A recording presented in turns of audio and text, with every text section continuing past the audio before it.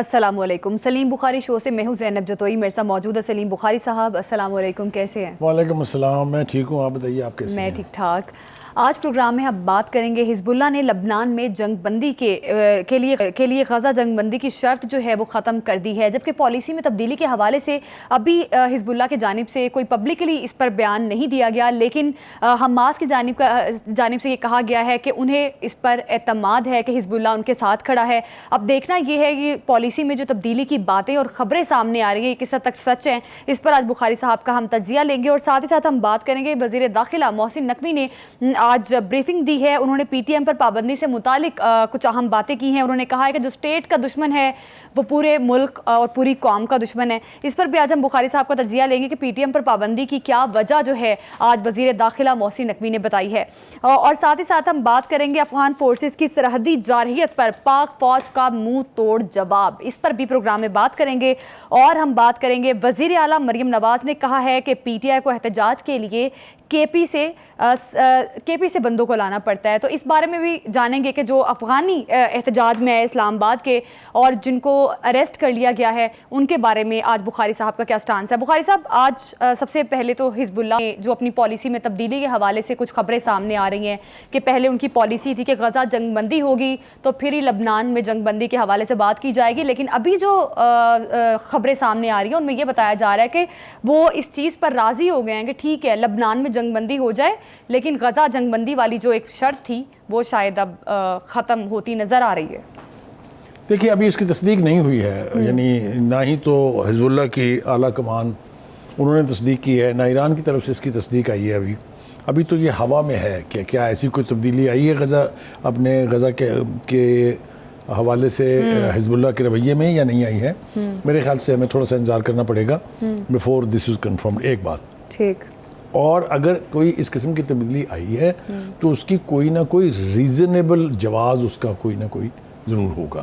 لیکن جیسا میں نے کہا it's too early to speculate اور فائنلی سے کہ جناب وہ, کیونکہ یہ ایک طرح سے جو ویسٹ ہے اس کو وہ اس طرح پروموٹ کر رہا ہے جیسے حزب اللہ جو ہے وہ کمزور ہو گئی ہے. تو میرا نہیں خیال کہ حزب اللہ کی قیادت جو ہے اس کی طرف سے کسی قسم کی نرمی کا یا کسی قسم کی کمزوری کا کوئی جواز ہمیں نظر آ رہا ہو. آپ نے دیکھا کہ اسرائیلی فورسز کے خلاف جنہوں نے گراؤنڈ اٹیک کیے ہیں کتنی اسٹرانگ ریزسٹنس دکھائی جا رہی ہے, اور جو راکٹس اور میزائلز اور ڈرونز جو اب عین تل ابیب کے مختلف علاقوں میں گر رہے ہیں, تو اس سے تو نہیں لگتا کہ حزب اللہ کہیں ویک ہوئی ہے. لیکن اس کے اوپر ہم بات کریں گے جب ہمارے سامنے کوئی اس پہ کامنٹ بھی نہیں کر رہا. جس طرح خبر ایجنسی سے خبر آئی ہے اس پر کامنٹ کرنے سے بھی انہوں نے منع کر دیا ہے. ہاں میرے خیال سے ابھی تھوڑا سا انتظار کرنا پڑے گا, اس کو ہم فائنل نہیں لے سکتے.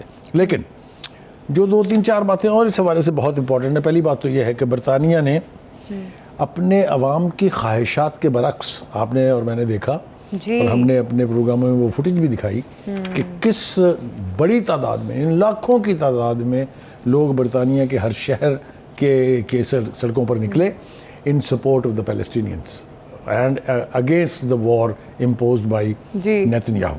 ٹھیک ہے جی. انہوں نے فرمایا یہ کہ دیکھیں جی یہ تو نہیں ہو سکتا نا جی کہ ایران کے ساتھ اس نے لڑنا ہو اور ہم ہتھیار دینا بند کر دیں. وہ ہتھیار نہیں ہوں گے تو ایران کے خلاف کیسے لڑے گا. وہ بھائی عقل کے اندھے, یہ میں خطاب کر رہا ہوں اس وقت کیئر اسٹارمر صاحب سے جو پرائم منسٹر ہے وہاں کے, کہ عقل کے اندھو اتنا تو سوچیں کیا یہ ایران کے ساتھ حملے کے بعد سے قتل عام اور نسل کشی شروع ہوئی ہے وہاں؟ اس 1 سال سے انہوں نے غزہ کی پوری آبادی کو تہس نہس کر دیا, پورے غزہ کی پٹی کو زمیں بوس کر دیا. پچھلے 70 سال سے فلسطینیوں کو ختم کرنے کے لیے یہ آپ کا ناجائز بچہ لگا ہوا ہے. بالکل. آپ یہ کہتے ہیں کہ جی ایران کے خلاف دفاع کرنے کے لیے اسلحہ بھیجیں اس کو. ایک بات. دوسری بات یہ کہ ان کے کنٹمپریری جو فرانس ہے وہ بھی یورپ کا ہی ایک بہت اہم ملک ہے, انہوں نے بہرحال ایک جو سپلائی جانے والی تھی اسرائیل کو ہتھیاروں کی, ان کو روک لیا ہے. تو میرے خیال سے سینٹی پرویل اس لیے کہ وہاں بھی ہم نے دیکھا کہ فرانس میں بھی لاکھوں کی تعداد میں لوگ جو ہیں وہ باہر نکلے. ہوا تو یہی سب کچھ امریکہ میں بھی وہاں کے لوگوں نے, مقامی لوگوں نے, وہاں کے جیوز نے, وہاں کے جو پاکستانی امریکنز ہیں, جو ایشین امریکنز ہیں, ان سب نے لاکھوں کی تعداد میں باہر نکل کے بائیڈن کو یہ باور کرانے کی کوشش کی کہ آپ یہ جو اندھی امداد دے رہے ہیں اسرائیل کو اس کو بند کریں. ظاہر ہے کہ امریکن لیڈرشپ کے اوپر عوامی رائے عامہ کا کوئی خاص اثر ہوتا نہیں ہے. ٹھیک. تو یہ صورتحال جو ہم اس وقت دیکھ رہے ہیں یہ تو خطرناک طرف اشارہ کر رہی ہے کہ وہاں کوئی چیز بھی بیکورڈ نہیں جانے والی, آگے ہی آگے بڑھتے جائیں گے, چاہے وہ حزب اللہ کی ریزسٹنس ہے, چاہے وہ ایران کے دفاع کا عزم ہے, یا نیتن یاہو کا پاگل پن ہے. یہ ساری چیزیں مل ملا کے صورتحال کو گمبھیر کر رہی ہیں. اچھا, یہ جو نیتن یاہو نے دھمکی دی ہے کہ ہم لبنان کو بھی غزہ میں تبدیل کر دیں گے, تو کیا یہ دھمکی کی وجہ سے لبنان کی جو خبریں ابھی گردش کر رہی ہیں کہ لبنان جنگ بندی کرنا چاہتا ہے اور شاید پالیسی بھی تبدیل کر دے, کیا یہ پریشر ہے لبنان کے اوپر؟ دیکھیے, یہ بھی ایک وجہ ہو سکتی ہے کہ ہم اگر تاریخ کا معائنہ کریں یا اس کا جائزہ لیں تو حزب اللہ اس قسم کی گیدڑ دھمکیوں سے کبھی ڈری نہیں ہے, اس لیے کہ یہ اسرائیل کی طرف سے کوئی تیسری چوتھی کوشش ہے لبنان پہ قبضہ کرنے کی, جی پہلی نہیں ہے. جی ٹھیک ہے جی. تو یہ نہ خواہش پہلے پوری ہوئی ہے کبھی, اور نہ ہی یہ اب پوری ہونے جا رہی ہے, اس لیے کہ ہم نے دیکھا کہ جو امیجز آ رہے ہیں لبنان سے, اس کے باوجود کہ بہت سارے لوگ جو ہیں وہ بے گھر ہوئے ہیں, انہوں نے مختلف جگہوں پر پناہیں لی ہوئی ہیں, لیکن عزم کسی کا شیٹر نہیں ہے. جس طرح ہم نے غزہ سے ایک آواز جہاد کے خلاف اٹھتی نہیں دیکھی, اسی طرح سے لبنان میں بھی حزب اللہ کے اس جہاد میں جو اسرائیل کے خلاف وہ کر رہا ہے, کسی قسم کی کوئی نیگیٹو وائس آپ کو نہیں ملے گی. یہ چھوٹی بات نہیں ہے, یہ بڑی قوموں کی نشانیاں ہیں. تو ایک تو اس اعتبار سے یہ کہنا بہت ضروری ہے. دوسری بات یہ ہے کہ وہ نعیم قاسم صاحب جو ہیں, جو حزب اللہ کے عبوری سربراہ ہیں, وہ یہ کہہ رہے ہیں کہ یہ تاثر لینا کہ جن تنظیمات کو ایران سپورٹ کر رہا ہے وہ کسی لحاظ سے کمزور ہو گئی ہیں, یہ غلط فہمی ہوگی. ایسا کچھ نہیں ہے, ریزسٹنس جو ہے وہ پہلے سے زیادہ اسٹرینتھن ہوئی ہے. اچھا, ٹھیک ہے جی. ایک شارٹ بریک لیتے ہیں, ہمارے ساتھ ہی رہیے گا.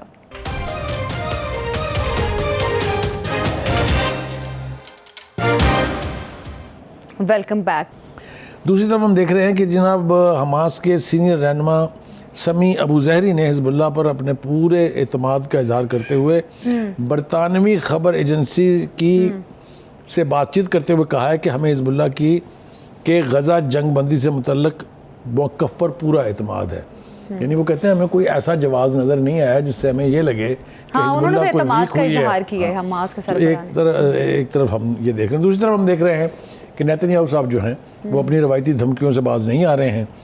لبنانی شہریوں کو انہوں نے کہا ہے کہ حزب اللہ کا ساتھ چھوڑ کر غزہ جیسی تباہی سے بچ جائیں. دھمکی کو لینا تو ویسے سیریس چاہیے, لیکن غزہ جیسی ٹھنڈی کھیر نہیں ہے لبنان.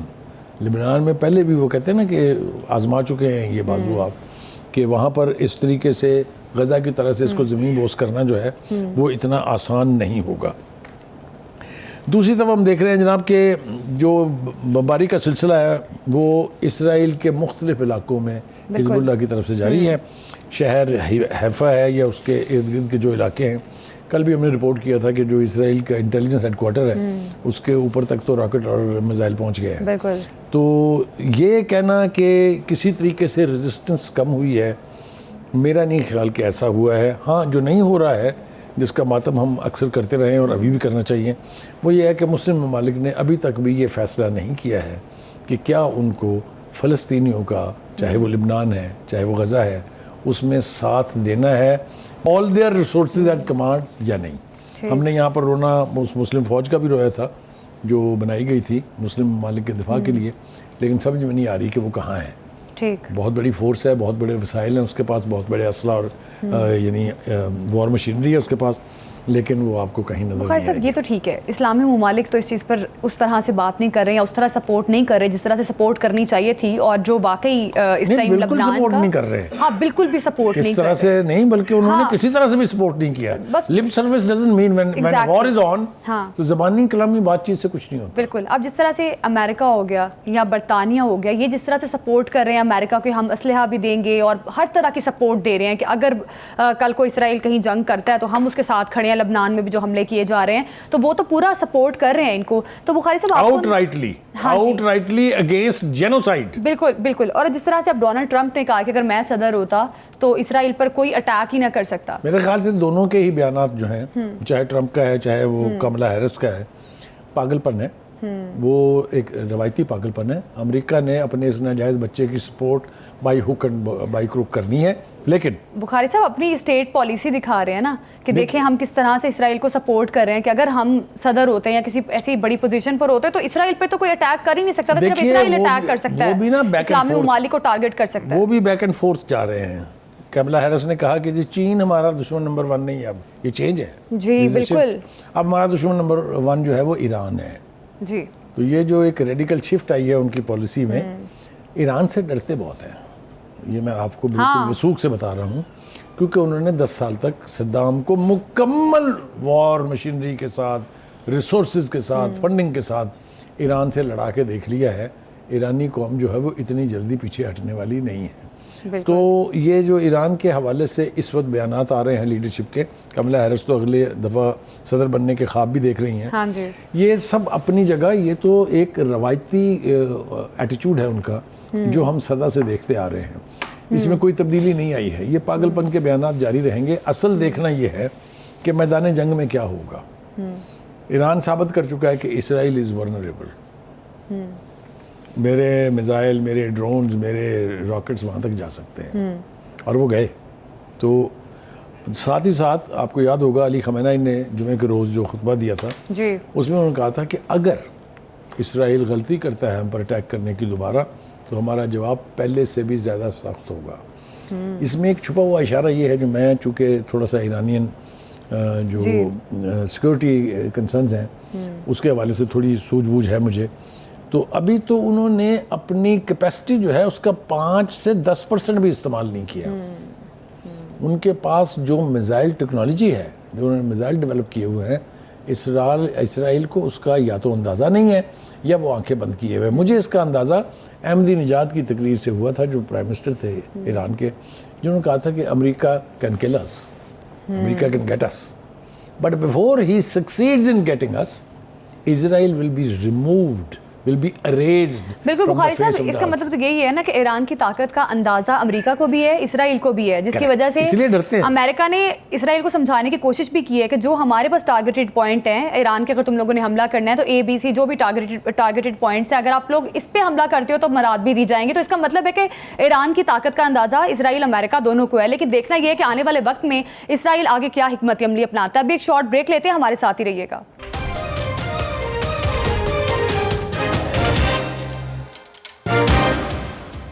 Welcome back. P T M پر پابندی لگانے کا معاملہ, اس پر آج وزیر داخلہ محسن نقوی نے پریس بریفنگ دی ہے. انہوں نے کہا ہے کہ جو 2 سیاسی جماعتیں پی ٹی ایم سے ملے ہیں انہیں ایک چیز باور کروا دیتے ہیں کہ اگر کسی کو بھی ہتھیار اٹھانے کی اجازت نہیں ہے. جو اسٹیٹ کا دشمن ہے وہ یقیناً بخاری صاحب پوری قوم کا دشمن ہے. آج کی پریس بریفنگ جو ہے وزیر داخلہ کی, انہوں نے واضح طور پر یہ بتا دیا کہ پی ٹی ایم پر پابندی کیوں اور کتنی ضروری تھی. ٹھیک ہے, ایک تو انہوں نے کافی حد تک وضاحت کر دی ہے کہ کیا وجہ بنی ہے اس کے اوپر پابندی لگنے کی, لیکن اس کے بعد کے آفٹر میتھس کے بارے میں جو انہوں نے وارننگ کہہ لیجئے, دھمکی کہہ لیجئے, جو بھی کہہ لیں آپ اس کو, وہ زیادہ امپورٹنٹ ہے میرے نزدیک. پہلی بات تو یہ کہ انہوں نے یہ کہا کہ ہزاروں کی تعداد میں لوگوں کو جمع کر کے اس کو جرگے کا نام دینا جو ہے یہ بے تکی بات ہے. ایسا نہیں ہوتا. جرگہ تو ٹرائبل لیڈرز کا ہوتا ہے جو تعداد میں بہت کم ہوتے ہیں لیکن فیصلے ہم کرتے ہیں. تو ایک تو انہوں نے کہا کہ یہ جو ریاست کے خلاف لوگوں کو اکسانا ہے, جمع کرنا ہے, متوازی عدلیہ کا نظام بنانا ہے, متوازی آپ نے اپنے آپ کو ایک طرح سے چھوٹی گورنمنٹ بنانا ہے, تو اس کی تو بھائی اجازت نہیں ہے. اچھا, 2 سیاسی جماعتوں کی بھی بات کی ہے کہ جو ان کے ساتھ ملے ہیں, بات ہو سکتی ہے لیکن ہتھیار اٹھانے کی اجازت نہیں ہو سکتی. اس بارے میں بھی بات کی وہاں پر جو اسٹیک ہولڈرز ہیں other than P T I تو حکومت میں ہے نا جی, وہاں وہ ہے مولانا فضل الرحمان کی جمعیت علماء اسلام, اچھا ٹھیک, اور دوسرا ANP عوامی نیشنل پارٹی. یہ اسٹیک ہولڈرز ہیں وہاں. آپ سمجھتے ہیں میری بات کو؟ جی, یہی جماعتیں ملی ہوں گی جہاں تک میں اندازہ لگا سکتا ہوں. I'm not sure کہ یہ 100% ٹھیک ہے. میرے خیال سے ان جماعتوں نے مل کے کہا ہوگا کہ دیکھیے, آپ اگر مسائل پہ بات کرنا چاہتے ہیں, ایشوز پر بات کرنا چاہتے ہیں, تو ہم آپ کے ساتھ ہیں. ٹھیک, جو انسانی حقوق ہیں, جو ایک سیاسی جماعت کے حقوق ہیں, اس کے لیے ہم آپ کے ساتھ ہیں. لیکن اگر آپ لوگوں کو اسٹیٹ سے لڑوانا چاہتے ہیں تو thank you very much, good knowing you, ہم آپ کے ساتھ نہیں ہیں.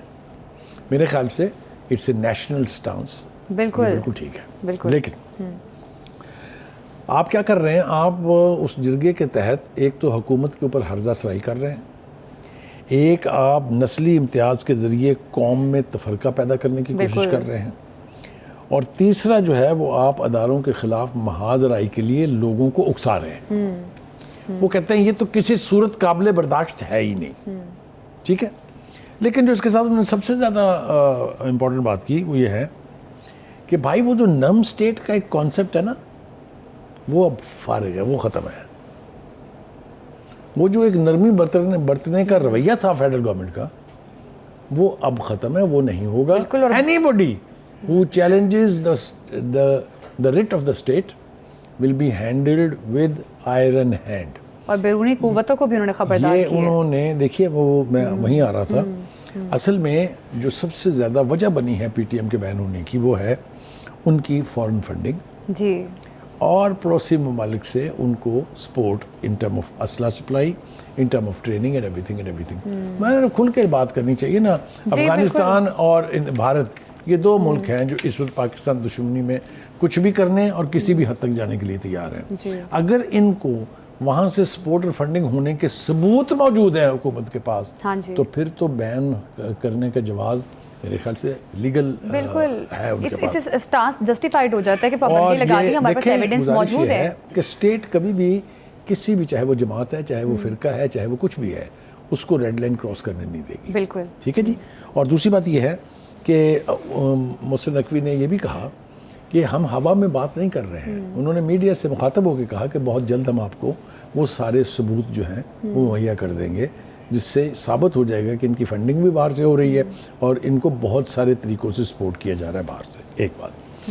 دوسری بات وہ یہ کہتے ہیں کہ میں پوچھنا چاہتا ہوں کیا یہ ایکٹیویٹی جو اس وقت وہاں ہو رہی ہے, وہی جرگے کے حوالے سے جو میں نے آپ سے کہا, کسی دوسرے ملک میں اس کی اجازت دی جا سکتی ہے کہ آپ متوازی عدلیہ کا نظام لانا چاہیں, آپ لوگوں کو اسٹیٹ کے خلاف اکسائیں, آپ ان کو شے دلائیں کہ پڑ جاؤ, کوئی پوچھنے والا نہیں ہے.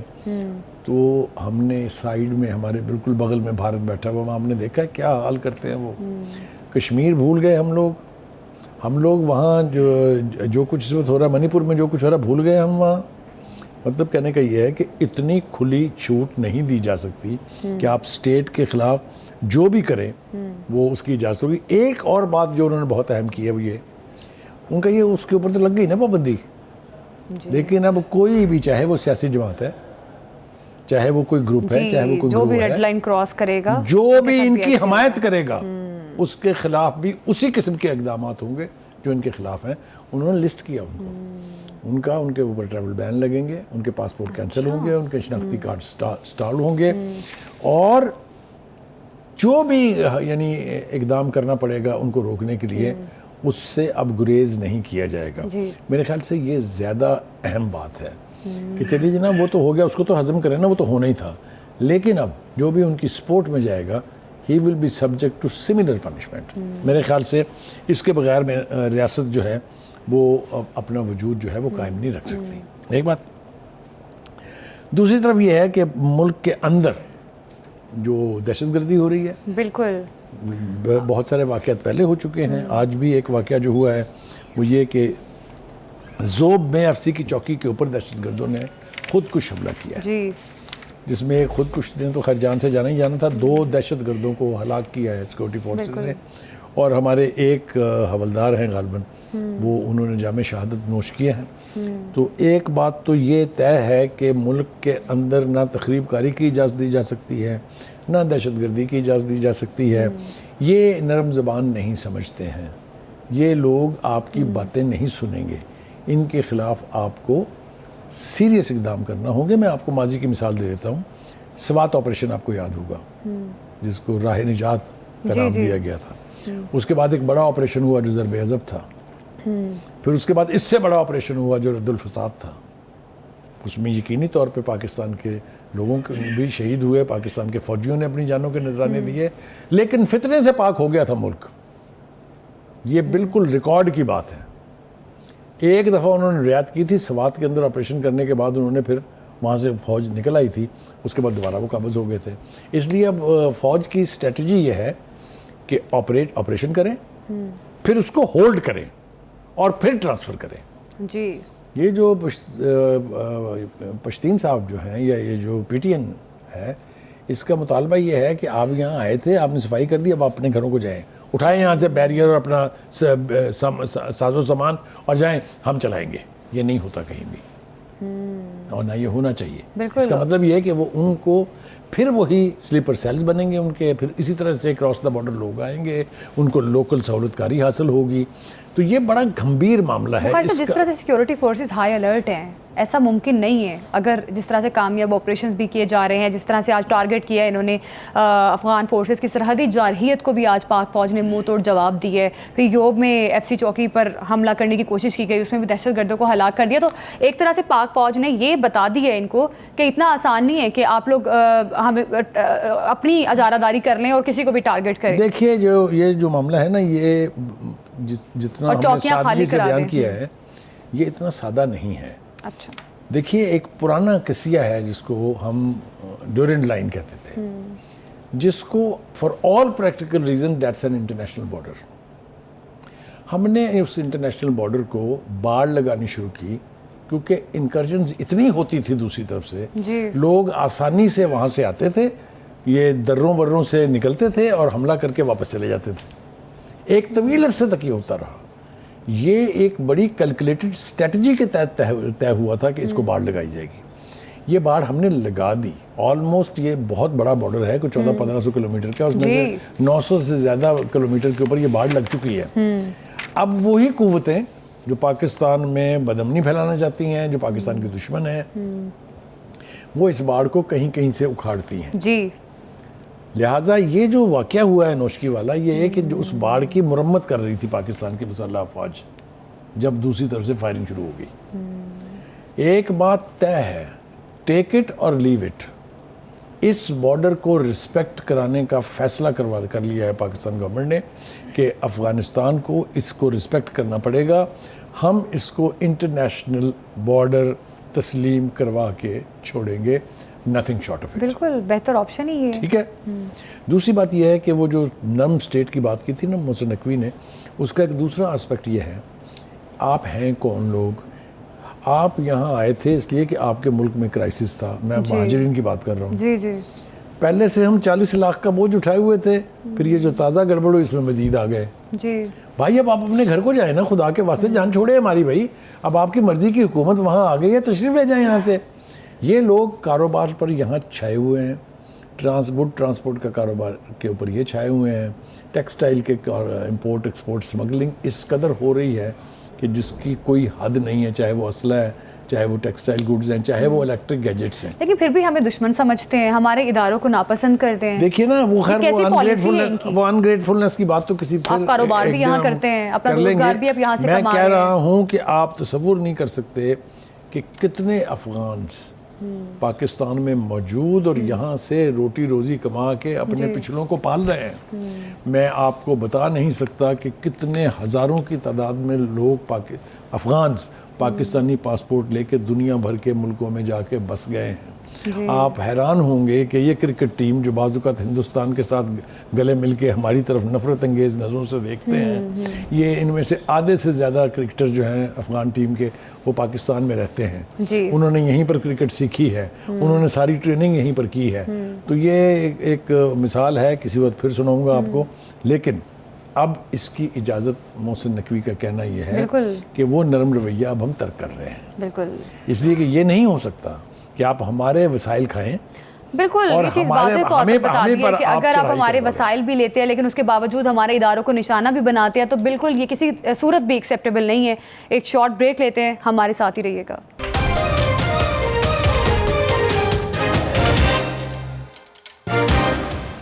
Welcome back. وزیر اعلیٰ مریم نواز شریف نے کہا ہے کہ پی ٹی آئی کو پنجاب میں احتجاج کے لیے افغانی سرکاری ملازم لانے پڑتے ہیں. بخاری صاحب، یہ جو آج مریم نواز شریف صاحبہ نے کچھ اہم باتیں کی ہیں جن میں انہوں نے یہ بھی کہا ہے کہ مزید افغانیوں نے اعترافی بیانات بھی دیے ہیں، فوٹیجز بھی ہم دیکھ رہے ہیں کل سے، اور اس بارے میں آپ کیا کہیں گے؟ دیکھیے پہلی بات تو یہ ہے کہ مریم نواز کا بولنا بنتا ہے اس لیے کہ جب وہ پچھلی دفعہ لاہور تشریف لائے تھے اس وقت بھی، اور جو اس سے پہلے انہوں نے خطاب کیا تھا، اگر آپ کو یاد ہو چنگی نمبر وہ کیا ہے سنگجانی میں، تو انہوں نے ان کا نام لے کے مخاطب کر کے جو زبان استعمال کی تھی، میں اب دہرانا بھی نہیں چاہتا مجھے وہ. تو ایک یہ، اور دوسرا یہ کہ پنجاب کے اوپر حملہ آور اگر ہوں کسی بھی رنگ میں ہوں تو اس کا چیف منسٹر جو ہے اس کا رسپونڈ کرنا بنتا ہے. تو ہم یہ نہیں کہہ سکتے کہ یہ کیا بول پڑی جی، یہ کہاں سے آ گئی جی. So she is the relevant person that. ہاں، اسلام آباد کے احتجاج میں ہم نے دیکھا کہ کے پی سے سرکاری بندے تو آئے ہیں. دوسری بات یہ ہے کہ ہمارے پی ٹی آئی کے جو احباب ہیں اور خاص طور سے جو ان کے ہمدرد ہیں، آپ سمجھ لیجیے نا میرا اشارہ، ان کو دو باتیں بھول جاتی ہیں آرام سے. 9 مئی ہوا، وہ اس کی اپنی گمبھیریت اپنی جگہ، اس کو چھوڑ دیں. فوٹیجز موجود ہیں، ریکارڈ کی بات ہے کہ ورکرز اس دن پی ٹی آئی کے نکلے تھے، پوری لیڈرشپ ان کے ساتھ تھی. آپ کو یاد ہے گاڑیوں کے اوپر بیٹھ بیٹھ کے قافلوں کی قیادت کی گئی. اب ہم آنکھیں بند کر لیں تو وہ الگ بات ہے. جب اس کو پی ٹی آئی کی لیڈرشپ انکلوڈنگ خان صاحب نے ڈسون کیا یہ کہہ کے کہ یہ ایجنسیوں کے لوگ تھے، اس کا نتیجہ یہ نکلا کہ اب پنجاب سے آپ کی کال پر کوئی آنے کے لیے تیار نہیں ہے. یہ جو لاہور میں جلسہ ہوا تھا سارے لوگ کے پی کے سے آئے تھے جی. یہ جو اسلام آباد میں آپ آئے ہیں سارے لوگ کے پی کے. Where is Punjab? تو جب آپ پنجاب کو ڈسون کریں گے، ان کے لوگوں کو ایجنسیوں کے لوگ کہیں گے، تو پھر وہ باہر نہیں نکلیں گے. ایک بات. دوسری بات یہ ہے کہ وہ یہ کہہ رہی ہیں کہ یہ آپ ایک صوبے سے دوسرے صوبے پر حملہ آور ہونے کی جو روایت ڈال رہے ہیں، یہ نہ آئینی ہے، نہ پاکستان کے انٹرسٹ میں ہے، نہ پاکستان کی سالمیت کے انٹرسٹ میں. دوسری بات یہ ہے کہ وہ کہہ رہے ہیں کہ شواہد موجود ہیں کہ آپ کے ساتھ کے پی کے لوگ بھی اتنی تعداد میں. یہ نہیں کہہ رہا کہ کے پی کے لوگ نہیں آتے ہیں، کے پی کے از فلی بیکنگ پی ٹی آئی، کوئی دو رائے نہیں ہے. لیکن اگر وہ سارے آ رہے تھے ساتھ تو پھر یہ 2,500 3,000 دے کے جو آپ افغانی ساتھ لے کے آئے ہیں، ان کو انگیج کرنے کی کیا ضرورت تھی؟ انگیج کرنے کی کیا ضرورت تھی؟ وہ ٹھیک سوال اٹھا رہی ہیں نا کہ اس کا مطلب یہ ہے کہ آپ کو بندے کہہ سکتی ہیں نا کہ آپ کو کیا وہاں بھی بندے نہیں مل رہے جو آپ نے یہ دیہڑی دار لے کے آئے ہیں اپنے ساتھ. ایک دوسری بات یہ ہے کہ آپ نے جس طرح سرکاری مشینری اور سرکاری ملازمین کو استعمال کیا ہے، سرکاری گاڑیاں اور سرکاری گاڑیاں، پولیس کے لوگ سویلین وردی میں آئے ہیں، آپ کے پرسنل گارڈ سویلین وردی میں آئے ہیں، آپ کے سپورٹر آپ کے علاقے کے لوگ جو ہیں مسلح ہو کے آئے ہیں. کیا ثابت کر رہے ہیں آپ ایک اکائی ہوتے ہوئے اپنی فیڈریشن، اپنے مرکز کی رٹ کو چیلنج کر رہے ہیں. مجھے یہ بتائیے کیسے یہ اکائی قائم رہے گی اگر کل کو خدا نہ خواستہ بلوچ بھی اٹھ کے کہیں کہ جی ہم آ رہے ہیں جناب اسلام آباد پہ قبضہ کرنے. اور یار کوئی عقل ہوتی ہے، کوئی تمیز ہوتی ہے. احتجاج کرنے کا حق ہر ایک کو ہے، کوئی کسی کا باپ نہیں روک سکتا، آپ کے آئین میں دیا ہوا ہے. لیکن آپ فتح کرنے نہیں آ سکتے کیپٹل کو، آپ دوسرے صوبے کے اوپر حملہ آور نہیں ہو سکتے. بخاری صاحب، ابھی تو یہ پی ٹی آئی نے کال دی ہوئی ہے کہ اور بھی شہروں میں جا کے احتجاج کریں گے، تو آپ کو کیا لگتا ہے کوئی سکسیسفل ہوں گے آنے والے احتجاج؟ اگر تو وہ پنجاب کی لوکل پاپولیشن پہ بیس کریں گے تو میرا خیال ہے ان کو مایوسی ہوگی. جیسا میں نے کہا ہے، میں یہ بات کنوکشن سے کر رہا ہوں، کسی ضد میں نہیں کر رہا ہوں. اس لیے کہ یہ بات یاد رکھیں، ورکر جو ہے نا وہ بڑی ظالم چیز ہے. میں نے ایک دفعہ پہلے پروگرام میں مثال دی تھی، میں دوبارہ آپ کو بھی آپ کی یاد دہانی کے لیے اور پی ٹی آئی کے لوگوں کو مخاطب کر کے یہ کہہ رہا ہوں کہ پیپلز پارٹی پنجاب میں دا موسٹ پاپولر پارٹی رہی. 3 دفعہ انہوں نے حکومت بنائی، بلکہ اگر آپ بھٹو صاحب کی شامل کر لیں تو 4 دفعہ، چاروں دفعہ پنجاب میں اکثریت ملی انہیں تو ان کی حکومت بنی ہے. اتنی سپورٹ ہوتی تھی پی ٹی آئی کی. Where is that? یہ حال ہوتا ہے کہ جب ورکر بٹرے ہوتا ہے، جب ورکر کو آپ ڈسون کرتے ہیں تو جو اس کے ڈسون کرنے کا سٹائل ہے وہ یہی ہے کہ نہ وہ آپ کی کال پہ آتا ہے. کہتے ہیں نا کہ جیالے ناراض ہو کے بیٹھے ہوئے ہیں. بہت کوششیں ہوئی ہیں، زرداری صاحب نے کوشش کی، بے نظیر نے کوشش کی، بلاول زرداری 3 دفعہ کوشش کر چکے ہیں، وہ جیالہ ابھی تک باہر نہیں نکلا ہے. تو یہ جو پنجاب میں ہوا تھا جو 9 مئی کا واقعہ. اچھا بخاری صاحب، یہ جو پی ٹی آئی کی سیاست احتجاج پر مبنی ہے کہ ہم احتجاج کریں گے اور شاید ان کے پاس کوئی اور بہتر آپشن نہیں ہے، تو کیا لگتا ہے احتجاج پر ٹھہر گئی ہے ان کی سیاست آ کے؟ کیا لگتا ہے ان کو جو ان کے مفادات ہیں اس سے مل جائیں گے؟ دیکھیے یہ ایک رویے کا نام ہے. خان صاحب کا خیال یہ ہے، وہ جو ہم اکثر کہتے ہیں کہ نہ میں کھیلوں گا نہ میں کھیلنے دوں گا. آپ نے مجھے نکالا ہے، میں کسی کی حکومت نہیں چلنے دوں گا. لہٰذا آپ نے دیکھا جب 8 فروری کا الیکشن ہو گیا جس کے لیے انہوں نے کیس لڑا سپریم کورٹ میں بھی لاہور ہائی کورٹ میں بھی, تو اس کے فوراً بعد انہوں نے کیا کہا, انہوں نے کہا نہ میں حکومت کو مانتا ہوں, نہ میں الیکشن کو مانتا ہوں, نہ میں الیکشن کمیشن کو مانتا ہوں. یاد ہے نا آپ کو, جب آپ یہ میسج دیں گے تو آپ کو پتہ ہونا چاہیے کہ اس کے نتائج کیا نکلیں گے. Negativity does not solve any thing. بالکل بخاری صاحب, ایک صوبے کی دوسرے صوبے سے لڑائی یا نفرت جو ہے وہ یقیناً قابل قبول نہیں ہے. اب جس طرح سے مریم نواز شریف صاحبہ نے بھی ایک کنسرن اپنی شو کروائی ہے کہ آگے SCO کانفرنس ہونے والی ہے, تو یہ کہیں نہ کہیں غلط تاثر جائے گا کہ ایک صوبہ دوسرے صوبے کا دشمن ہے. ایبسلیوٹلی, یہ پاکستان کی 70-75 سالہ تاریخ میں کبھی نہیں ہوا.